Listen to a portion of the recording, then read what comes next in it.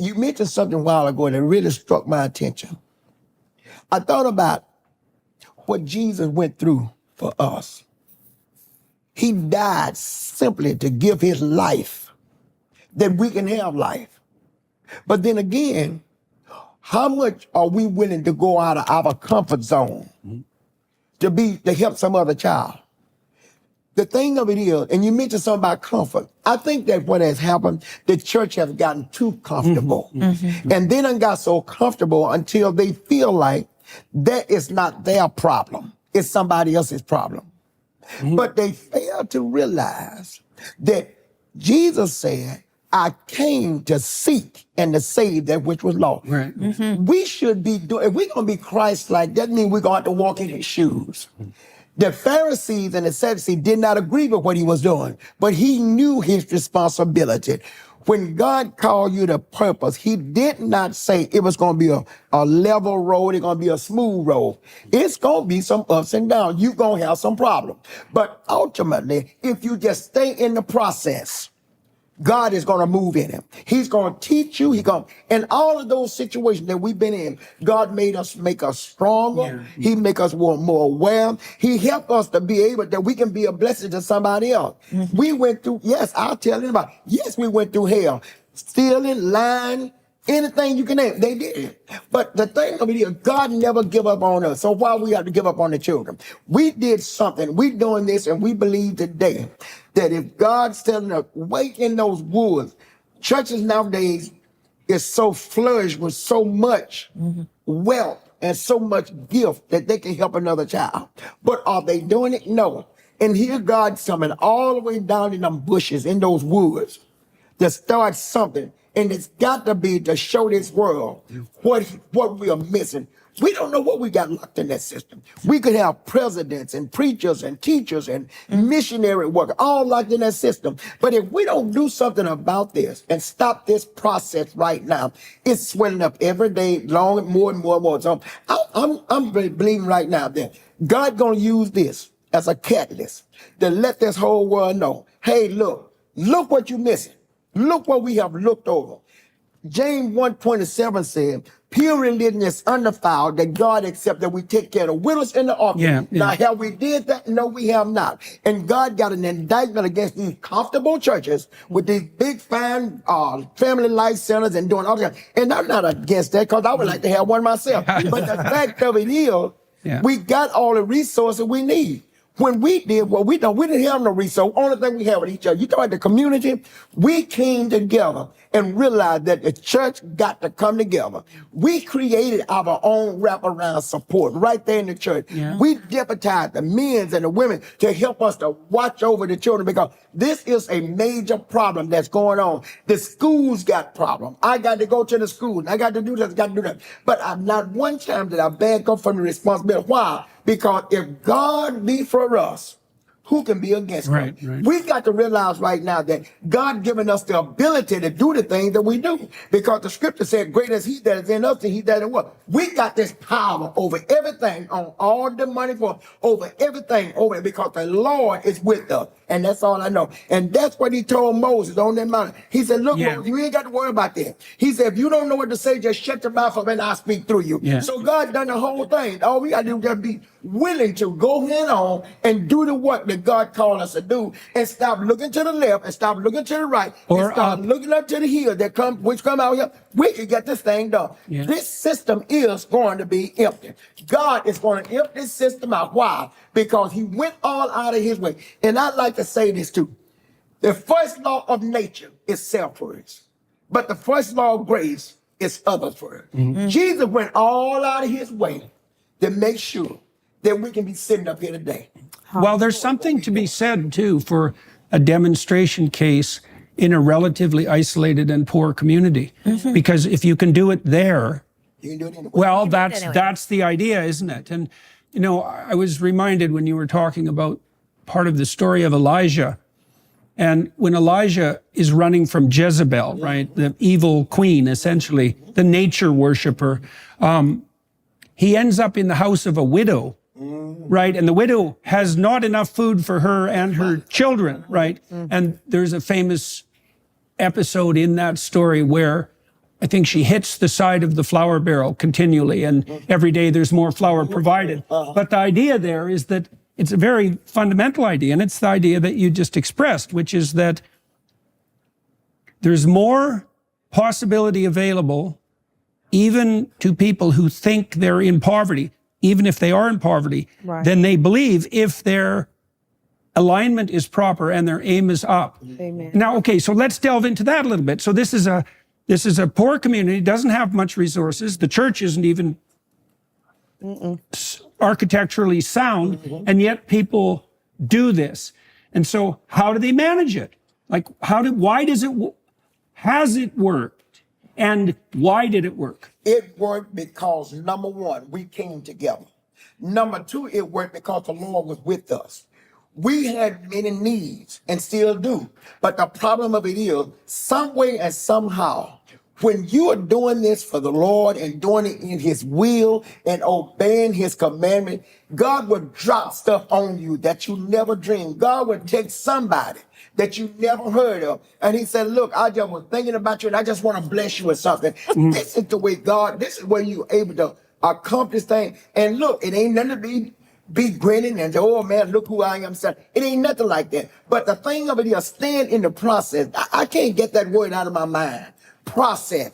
A process is something that you stay with. Yeah. If you get out of the process, you done messed up already. But if you stay in the process, especially when God has already opened up them channels for you to walk through, all we got to do is just stay with the process, obey his will, and understand that God got your back. I don't care what happened. See, that's the same thing with Elijah.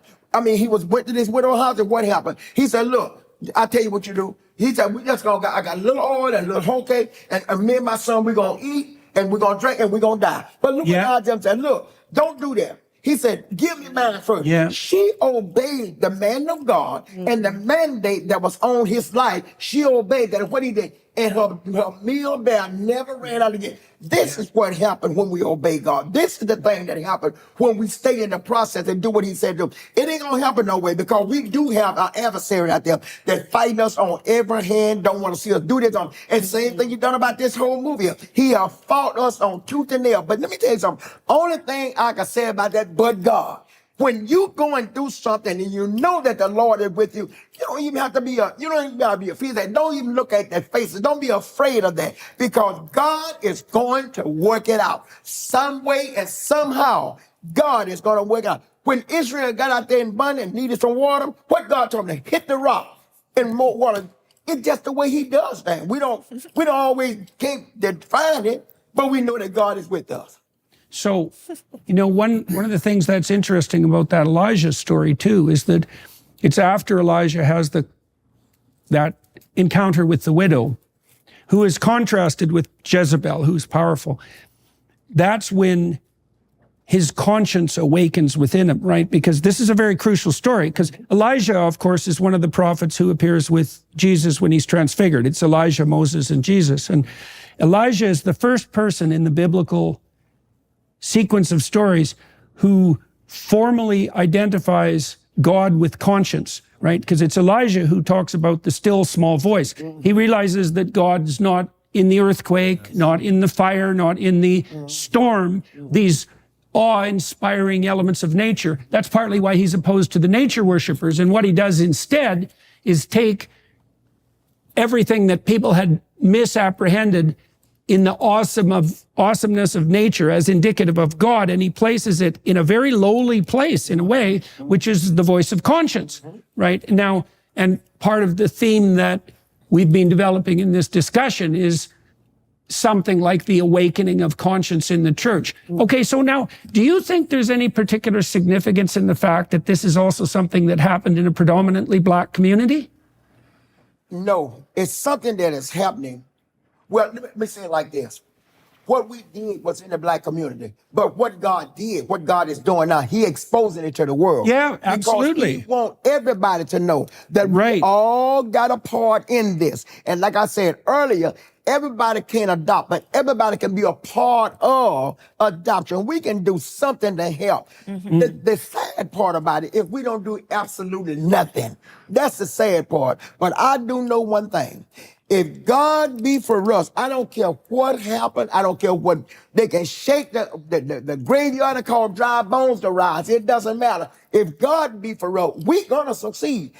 This movie, if Judge would just give you a short history of the hell, of the problem, of the situation, and of the trouble and the trauma that we have did just to get this far, and devil ain't through yet. He's still raising up his ugly head. But here's the thing over here: God wants somebody who won't say no, who won't give up. And the lady told me the other day, she said these words. She said, "Whatever God say yes in your spirit, that's what you do." God done said yes, and that's what we're doing. We are not bagging up. We're not taking down. We're not running away, because you know why? We got the power over this, not the enemy. But he wants to throw up this bluff and make us feel and try to intimidate us. But look, I'm too old a cat to be fooled by a kid. I'm not finna let the enemy try to bring this stuff down on me, and I know better, because I already know what the Lord said. No weapon, I mean absolutely no weapon formed against us shall prosper. We are more than a conqueror, and I stand on that. I'll say something. You're pretty good at that. I think there is something about your community and even the Black community at large, because of what in our country they've had to overcome historically, and the bond that's been created through community and family that they've thrived, because of and survived because of. Right. It's an example, I think, in a picture of what Christian family is supposed to be like, and I don't mean blood family, I just mean spiritual family as well. So I think there is something that we noticed that allowed for this to work and is an example that we want to follow. And I think we've lost, at least in the bigger cities, I think there's a lot of smaller communities that just kind of naturally have that, but it was just being a Black woman and proud of being, Black but I was thinking about my too, poor parents. Well, there's a particular problem with the breakdown of family structures in the Black community. And so the fact that you're working within your marriage and then you're working within this community to rectify some of the consequences of that seems to me to be significant, in addition to the fact that you're doing it with, hypothetically with restricted resources. It's like, it's not so obvious in a way that your community is poor, because you actually have a community. And if you're rich and you don't have a community, you're poor. Right? Well, it's true. It's true. I see what you're saying too. True. You're just rich and isolated, and then that often just does you nothing but give you license to pursue your idiot habits. And that's partly why Christ says to the rich man who's in distress that he has to sell everything. Sell it all. You think you're rich, but you're not. You're not rich at all. In fact, your wealth is an enemy. That's kind of the enemy that you made allusion to with regards to the church. No, it's that comfort. You could think of that comfort. Comfort is Abraham's worst enemy when he begins his adventure, right? It's what he has to sacrifice immediately to go out into the world. Is comfort. You said something that you brought up Abraham. Notice what Abraham did. Know what he did. Abraham, when God said, "Abraham, get up and go to a land that I'll show you," did he ask God which direction? Did he question God? Why me? Did he question what Abraham done? Gathered up his flock, gathered up his stuff, and started. And hit the road. But hit the road. Now, I'm sitting up here saying, how did Abraham know whether to go north, south, east, or west? The Lord was with him.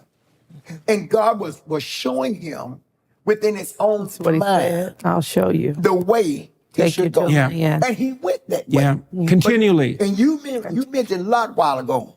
It came a time that God had to do something, because the Bible said, how can two walk together except they agree? So Abraham and Lot had to separate. Because God had a plan for Abraham. That's why they separate. But the thing of it is, God blessed Lot and he also blessed Abraham. But Abraham had to cut. I preached a message one Sunday. To get a lot, you got to give up a lot. And that's what we done. You got to give up your lot to get a lot. That's what Abraham done. He gave up his lot. That's funny. To get a lot. And after he gave up his lot, look what God done. He said, Abraham, I'm going to make you rich. But he had to give up his own nephew in order to get this rich from God. And God offers Abraham 4 things right? So he comes to Abraham and he says, leave what's comfortable. And he says, this is what will happen. Your life will become a blessing to you, right? Your name will become known validly among your contemporaries. You will establish something permanent and of lasting value. For Abraham, it's a dynasty of nations. And you'll do that in a way that brings a blessing to everyone. Right, and so that call of adventurous responsibility, that's what came to you on the porch. Okay, so what has that done to your community? What have you seen happen as a consequence? First of all, to the people who adopted and the children, but what's been the broader impact on the community? The enlargement of love, family, stability, faith, sound of hope, and passing down, stopping the generational curses, right? The breaker, being the bondage breaker, and seeing that those children, because they were gathered into love and impact by change, that their children, my grandchildren that I nurture, that comes up to our home, will never have to experience what they parents. Yeah. You're talking about gratitude and gratefulness. Right, so it's a permanent change. It's a permanent change. It's an everlasting, just as the promise he gave unto Abraham. Well, that's right. So what happens? So what happens to Abraham is that God says to him, if you follow the voice of adventure and let it take you wherever it wants to take you, then you'll become the father of nations. And so I've been thinking about that. Well, I think what it means, see, there's a mistake that evolutionary biologists make when they think about human reproduction. They think about reproduction as sex. But that's foolish because our children require this kind of dedicated commitment that you mentioned, right? Once you take on a child, it's like, it's a 40-year commitment, right? And so sex just gets the ball rolling, you might say. There's an immense sacrifice that has to be made after that. And that's the sacrifice that forces you to mature. Well, what God points out to Abraham is that if he does that right, he'll establish a pattern of fatherhood that will then cascade down the generations and make his descendants successful, right? Because God promises him that his descendants will defeat the people of Cain, for example. And those are the resentful, bitter descendants of Cain.